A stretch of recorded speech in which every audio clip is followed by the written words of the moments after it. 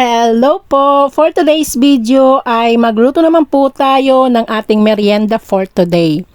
Magluluto po tayo ng crunchy kamote donuts. Kaya kung hindi pa po ninyo ito natatry, tara samahan nyo po ako at gagawa na po tayo.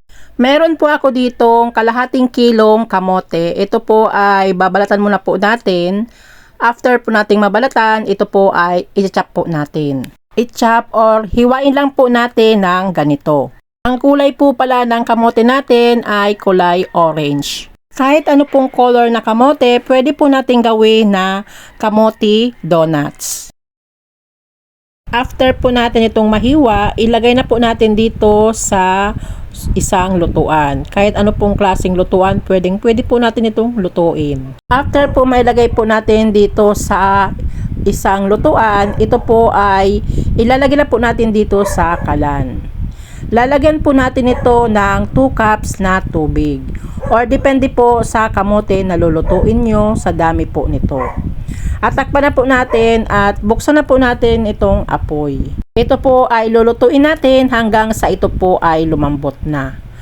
Kapag ito po ay malambot na or luto na, or i-check muna po natin kung talaga pong luto na or malambot na po itong kamote.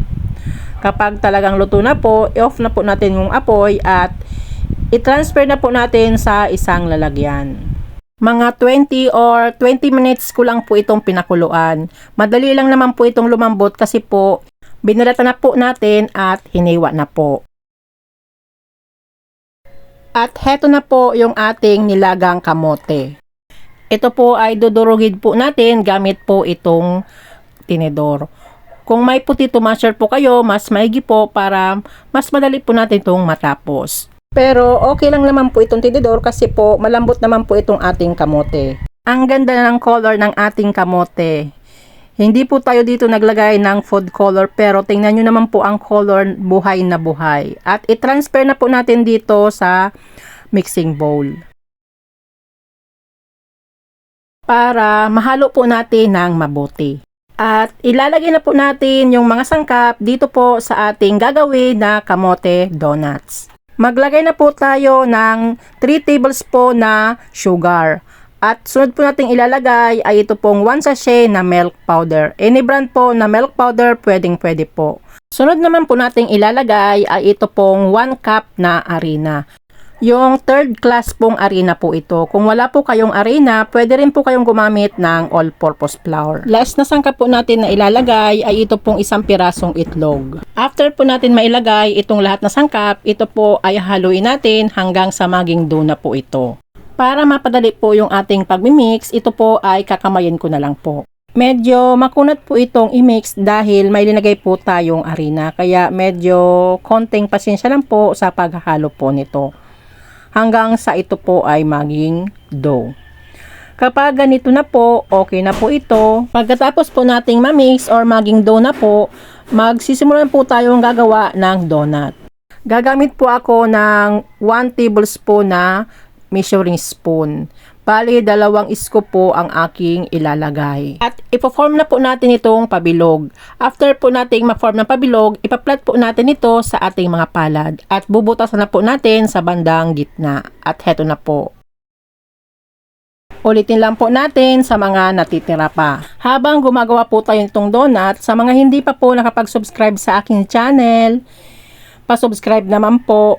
Pa-like na din po at pa-click na din po ng notification bell para parati pong updated sa mga bagong video ko pong i-upload. Salamat po. Kung ang mga anak po natin ay hindi po natin napapakain ng pure kamote, try nyo pong gumawa nito. Sigurado pong mapapakain nyo po ang inyong mga anak dahil hindi nila ito mapapagkamala na ito po ay kamote. At heto na po pala yung nagawa natin. Bali nakagawa po tayo ng 10 piraso. Para maging crunchy po talaga itong ating donut, i-coat muna po natin ito sa breadcrumb. Kalahating balot lang po nitong breadcrumb ang ating gagamitin dito po sa 10 po nating nagawa na kamote donut. Bawat isa po nitong donut ay i-coat po natin itong ating breadcrumb. Pwede din po natin itong gawing pagkakitaan pero kailangan lang po nating mag-costing dahil sa mahal pa naman ng mga bilihin ngayon. Lalo na po itong kamote, mahal na rin po ang kilo dito sa amin. At heto na po pala yung na-coat natin ng breadcrumb. Hindi po natin mahalata na itong ginawa po nating donut ay kamote. Sunod na po natin gagawin ay magluluto na po tayo. Ilagay na po natin itong kawali dito sa kalan at buksan na po natin yung apoy. Kapag mainit na po yung ating kawali, maglagay na po tayo ng mantika. Kapag mainit naman po itong mantika ay ipiprito na po natin yung ating ginawa na kamote donuts. Balik na rin po natin para po pantay ang pagkakaluto. Yung apoy po pala natin dito ay nasa medium heat lang po. Huwag po natin lalakasan ng apoy dahil gumamit po tayo dito ng breadcrumb. Ang breadcrumb po ay madali pong masunog or maluto. Kapag ito po ay nag golden brown na po, ito po ay hahanguin na po natin. Pero ilalagay muna po natin ito dito po sa strainer para po yung excess oil po nito ay maalis pa po. Same process lang po sa mga natitira pa.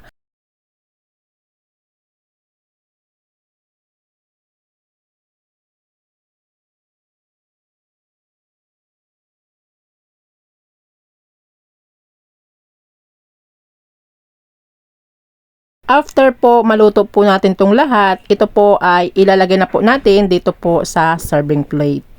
Mag-plating na po tayo. Wow, plating! Ito pong linuto po natin na kamote donut ay hindi po halata na ito po ay may kamote. Tingnan nyo naman po. Napakaganda po ng color, pati po yung hugis ay donut na donut po. At heto na po ang nasa loob niya. Yan po. At ito po ay titikman na po natin para sabihin ko po sa inyo kung ano po ang lasa nito. I-try na po natin itong konti. Crunchy po siya sa labas at sa loob po ay napakalambot.